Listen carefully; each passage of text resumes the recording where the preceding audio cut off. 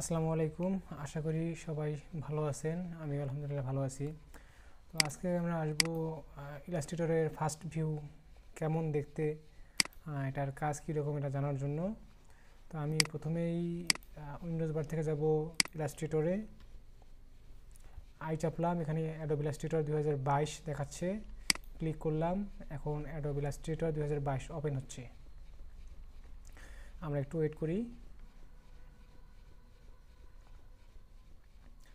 তো আমরা Adobe Illustrator 2022 যেটা চালাচ্ছি, এটা ওপেন করার পর এরকম একটা প্রিভিউ পাবো।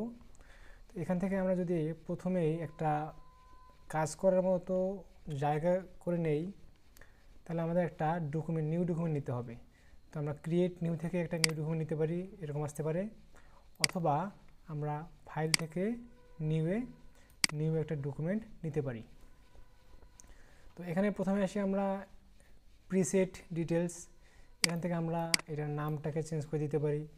ধরেন এখানে দেওয়া আছে আনটাইটেল 1, তো আমি এখানে দিলাম যে ক্লাস 1, CLASS ক্লাস 1। ঠিক আছে, এখন এখানে দেওয়া আছে আপনার ডিফল্টভাবে পয়েন্ট, তো আপনারা পয়েন্ট থেকে পিক্সেল করে নেবেন। আমরা পিক্সেলে কাজ করব। তারপর এখানে আছে, আচ্ছা আমরা সাধারণত যে কোনো একটা কাজ নর্মালি আমরা 1000 পিক্সেলে করব। আমি এখানে দিলাম 1000 পিক্সেল ধরা আছে, অটোমেটিক্যালি PX ধরে নেবে। এখানে ডাবল ক্লিক করলাম, এবার এখানে দিলাম 1000। দেওয়ার পর এখানে আছে ওরিয়েন্টেশন, আমরা এখানে কি করব, পোর্ট্রেট মোডে করব নাকি ল্যান্ডস্কেপে করব। তো আমরা দুইটাই আমাদের সেম, কারণ দুই দিকে আছে 1000, তো আমাদের একদিকে হলেই হয়। তারপর এখানে আসছে আর্টবোর্ড, আমরা কাজ করার জন্য আর্টবোর্ড কয়টা নেব, একটা বা দুইটা বা তিনটা, যতটা লাগে আমরা এখানে নিতে পারি। এখানে জাস্ট আমি আপ করে দিলে বাড়বে, আবার ডাউন করে দিলে কমবে। তো আমি প্রথমের দিকে একটা নিলাম। এরপর এখানে আছে ব্লিড, আমরা যদি ব্লিড কখনো প্রয়োজন হয় তখন আমরা ব্লিড নিব, এখন প্রয়োজন হয় নিচ্ছি না। অ্যাডভান্স অপশন থেকে আমরা পাবো এখানে CMYK কালার।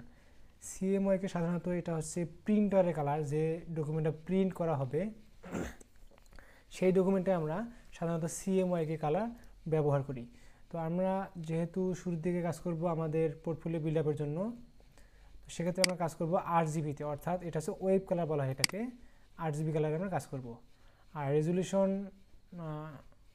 অবশ্যই আমরা 300 ppi করে দিব, তাহলে আমাদের ভালো দেখা যাবে এটা।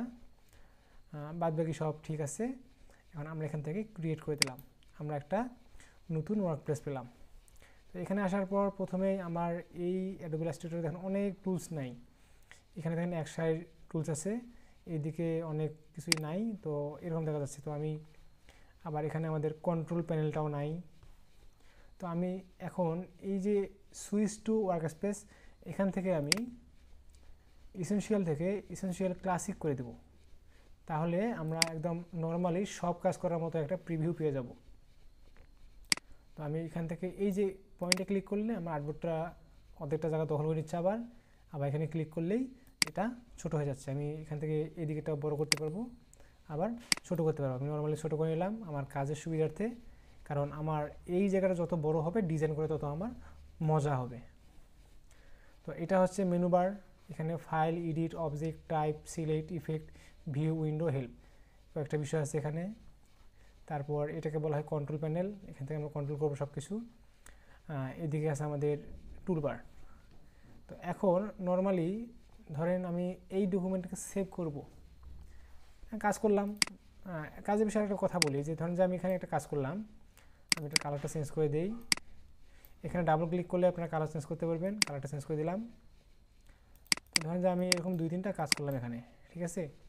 কাজ করার পর একটা বিষয় খেয়াল করেন, আমরা কিন্তু ফটোশপে যখন কাজ করছি, এই যে সাদা যে অংশটা আছে অর্থাৎ মূল আর্টবোর্ড যেটা আছে আমাদের, এটার মাঝেই আমরা কাজ করতে পারছি, আর্টবোর্ডের বাইরে কাজ করতে পারিনি। বাট ইলাস্ট্রেটরে আপনারা প্রত্যেকটা জায়গায় কাজ করতে পারবেন, অর্থাৎ এই যে ব্ল্যাক যে অংশটা করতেছে, সর্বোচ্চ জুম আউট করার পর যে ব্ল্যাক অংশটা দেখতে পাচ্ছেন, এখানে আপনারা কাজ করতে পারবেন।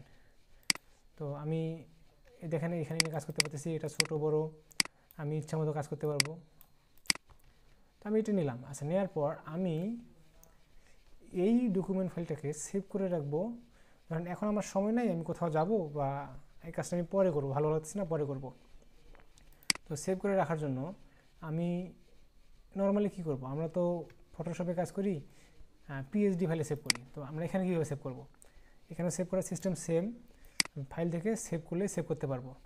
বাট এখানে একটা বিষয় আছে, সেটা হচ্ছে যদি ফাইলটা আপনার ওপেন করা হয়, তাহলে আপনি যদি সেভ করেন, যে ফাইলটা ওপেন করেছেন এর আগে, ওখানে যে ডিজাইনটা ছিল তার উপরে এটা সাবমিট হয়ে যাবে, অর্থাৎ আগের ডিজাইনটা চলে যাবে, লাস্ট সেভ করার পর যে ডিজাইনটা রাখবেন সেটা থাকবে।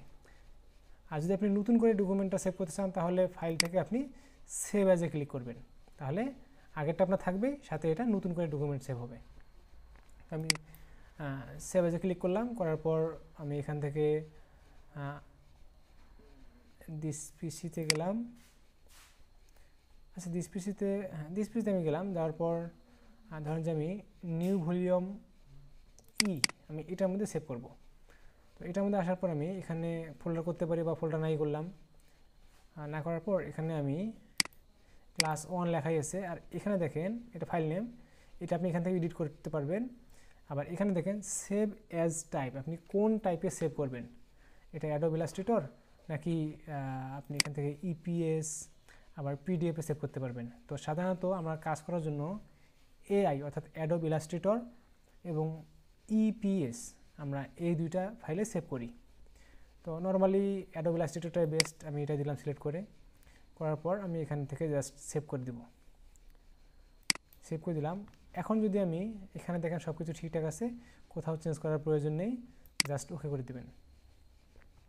এখন এই ফাইলটা আমার সেভ হয়ে গেছে। এখন যদি আমি এটা এখান থেকে কেটে দিই, কেটে দেওয়ার পর আমি যদি আবার আমার সেই কাঙ্ক্ষিত জায়গায় যাই, এখান থেকে আমি যাব কোথায়, নিউ ভলিউম ইতে যাব, এবং এই যে দেখেন এখানে ক্লাস 1 একটা ফাইল আমার শো করাচ্ছে। আমি বড় করে দেখি আপনাদের, দেখেন ক্লাস 1 একটা ফাইল শো করাচ্ছে এইটা। তো ইলাস্ট্রেটরের ফর্মগুলো দেখতে এরকম দেখা যায়। আমি যদি এখানে ডাবল ক্লিক করি, তাহলে আমার এই ফাইলটা আবার ওপেন হয়ে যাবে। ডাবল ক্লিক করতে পারি অথবা রাইট ক্লিক করে ওপেন করতে পারি। তো দেখেন আমি এই একটু আগে এই ফাইলটা সেভ করছিলাম,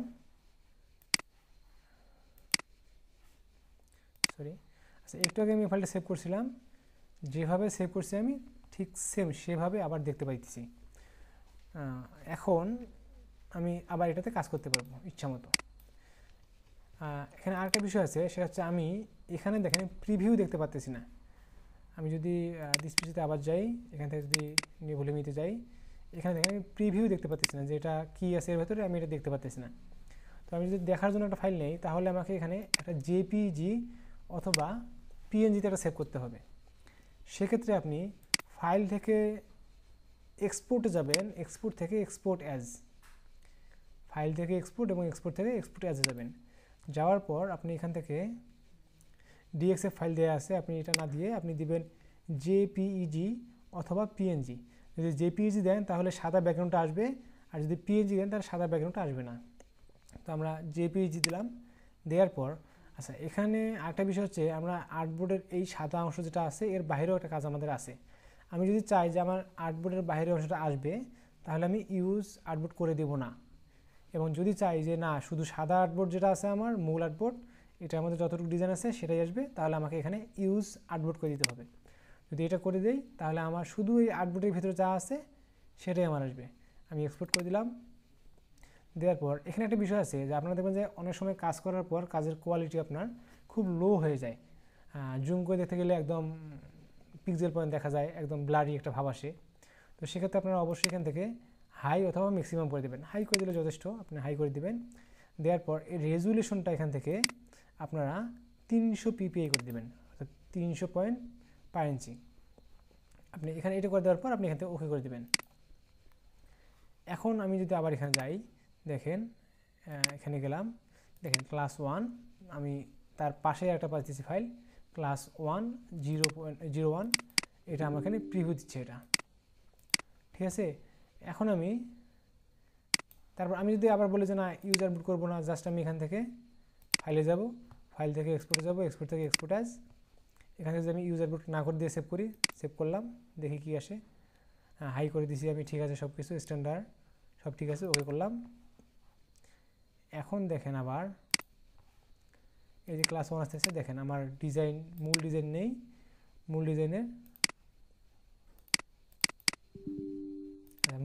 আমার আর্টবোর্ড ছাড়া বাকিটা সব চলে আসছে। আচ্ছা, তারপর আমি যদি আবার এটাকে পিএনজিতে সেভ করি তখন আমি ব্যাকগ্রাউন্ডটা আসবে না। আমি একটা পিএনজিতে সেভ করে দেখাই, এক্সপোর্ট অ্যাজ, এখান থেকে জাস্ট আমি এখান থেকে পিএনজি ধরাই দেবো। এটা পিএনজি ধরাই দেওয়ার পর ইউজার বুট করে দিলাম, দেওয়ার পর যদি এক্সপোর্ট করি আমি, এই যে এখানে স্ক্রিন 72 পিপিআই আছে, এটা আমি অবশ্যই 300 পিপিআই করে দেবো। দেওয়ার পর যদি ওকে করে দেই, এখানে এসে খেয়াল করি আমি, এই যে দেখেন কালোটা যাচ্ছে, এটা আমার এটা আর্টবোর্ডটা নাই, অর্থাৎ এর পেছনে কিছুই দেয় না, জাস্ট এই ডিজাইনটা আমার এখানে দেয়া আছে। ওপেন উইথ,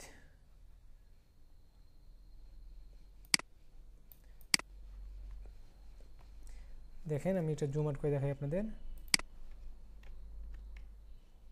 দেখেন আমার এটার ব্যাকগ্রাউন্ডে কিছু দেওয়া নেই, অর্থাৎ সাদা ব্যাকগ্রাউন্ডটা দেওয়া নেই, জাস্ট এই ডিজাইনটা আমার দেওয়া আছে। আচ্ছা, এখন আমরা তারপরে এটা এভাবে সেভ করতে হবে আর কি। আমরা কাজ শেষ করার পর অবশ্যই সেভাবেই করব।